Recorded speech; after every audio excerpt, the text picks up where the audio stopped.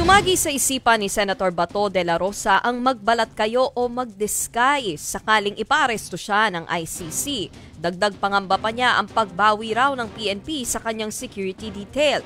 Naritong report ni Mean Los Baños.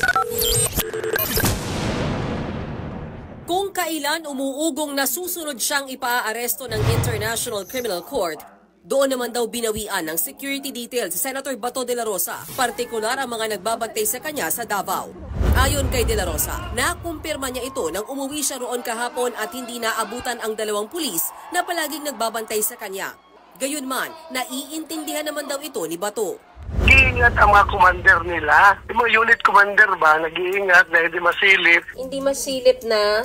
Na may tao sila sa akin. Mainit man ang gobyerno sa akin, di ba? May hiwalay rin daw siyang security sa Maynila na galing din sa PNP. Pero wala pa raw impormasyon ang senador kung binawi na rin ito. Ano naman sinabi na dahil anytime pwede mo na sila i-recall?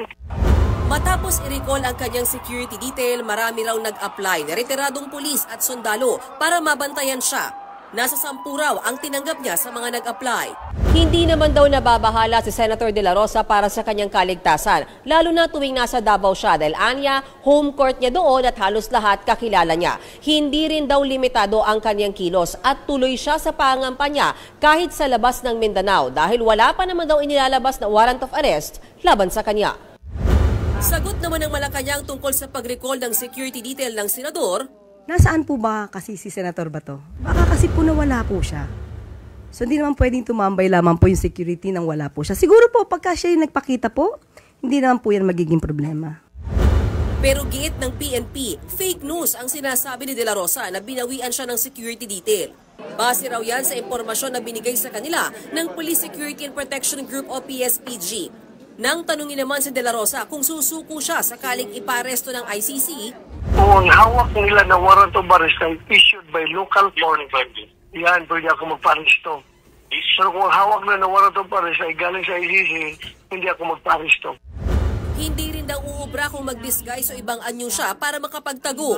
Tinry ko, nag-cap-cap ako, nag-jacket ako, nag-mask ako.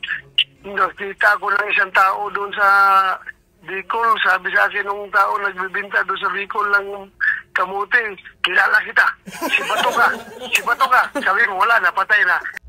Sa ngayon, wala raw balak lumabas ng bansa si De La Rosa. Kung magtataguman daw siya, dito lang sa Pilipinas. Pero ano raw ba ang gagawin ni Bato para hindi siya tuluyang maaresto? Kung sa tanga-tanga. Nagbabalita mula sa Frontline, Mean Los Baños, News 5.